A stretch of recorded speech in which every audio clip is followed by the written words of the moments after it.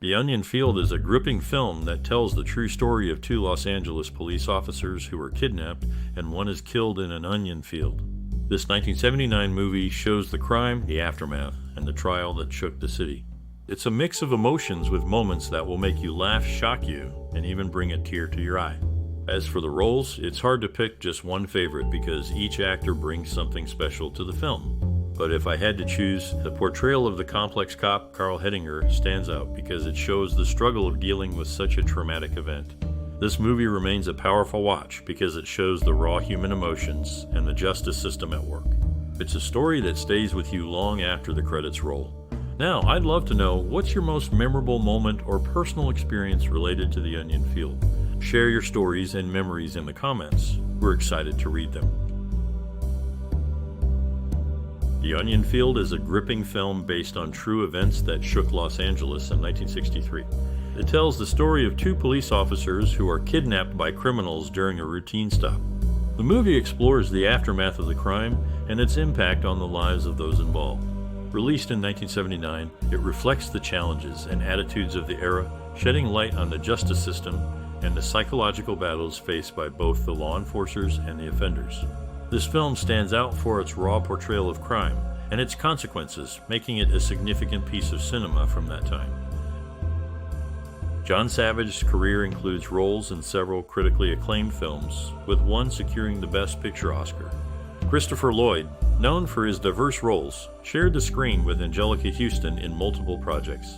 A significant event in film history was authentically recreated at the original location of a real-life crime, overseen by individuals who witnessed the actual events, ensuring a faithful representation on screen.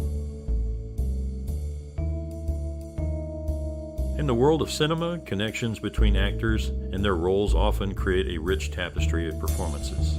Christopher Lloyd, known for his diverse roles, shared the screen with Peter Weller in the 1984 science fiction film The Adventures of Buckaroo Banzai Across the Eighth Dimension. Their paths crossed again within the Star Trek universe, albeit at different times. Lloyd portrayed the Klingon Commander Kruge in the 1984 movie Star Trek III: The Search for Spock, while Weller appeared in the 2013 film Star Trek Into Darkness. Lloyd's portrayal of villains, such as Kruge and Judge Doom in the 1988 film Who Framed Roger Rabbit, stands out in his career. He found these roles enjoyable, citing their evil nature as a contrast to his other characters. An unexpected moment of authenticity came during the filming of a murder scene, where Franklyn's seal screams were not scripted, adding a raw and genuine layer to the performance. In crafting a script for a film, the authenticity of experience can be as critical as the narrative itself. This was the case for Eric Roth, who, in preparing to co-write the screenplay, joined Los Angeles Police Department patrols. His commitment to realism took a dangerous turn when a gang member fired shots at the vehicle he was in. Meanwhile, Joseph Wambaugh, a writer with a vision to bring genuine law enforcement presence to the screen, hired 300 police officers as extras through Black Marble Productions. These officers, paid at a rate reflective of the era, took on roles as death row inmates within the stark walls of San Quentin. In a different vein of entertainment, John Delancey's acting career saw a unique bookmark as he opened and closed the guest star appearances in the celebrated series Star Trek: The Next Generation, leaving a distinct mark in the science fiction genre. John Delancey, recognized for his portrayal of Q in the Star Trek series, has also made significant contributions to the franchise's cultural offerings. Alongside Robert Picaro, he co-hosted Star Trek The Music, a narrated concert event with the Toronto Symphony, sharing the music of Star Trek with live audiences. Meanwhile, Rusty Meyers brought his talents behind the scenes to the finale of The Amazing Race, serving as a production assistant and contributing to the success of the popular reality competition show. In the landscape of American cinema, certain actors have left their mark through roles that connect them in unexpected ways. Richard Hurd, known for his striking resemblance to Karl Malden, shared the screen with him in the television series The Streets of San Francisco. Their paths crossed again as they both stepped into the shoes of General Omar Bradley in separate portrayals. Officer Hettinger, whose story is central to the film, later settled in Bakersfield, California. His journey after the events depicted saw him become an assistant to the Kern County Supervisor in 1977, eventually leading him to win the election for that position in 1988. He served the community until 1993, passing away a year later due to liver failure. Ted Danson's personal life intersected with political figures when President Bill Clinton and First Lady Hillary Clinton attended his wedding to Mary Steenburgen in 1995. The couple's connection to the Clintons was rooted in Steenburgen's earlier years in Little Rock, Arkansas, where she knew Clinton during his governorship.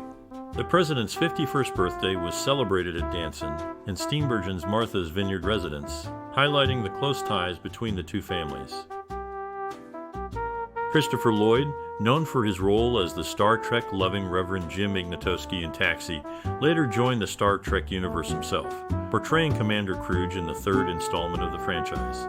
His career includes multiple collaborations with actor Vincent Schiavelli, sharing the screen in films spanning from the critically acclaimed One Flew Over the Cuckoo's Nest to the animated feature Hey Arnold, the movie.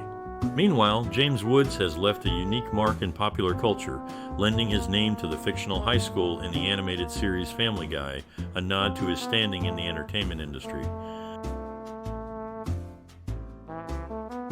In the early 2000s, Rusty Meyers was actively involved in various entertainment projects.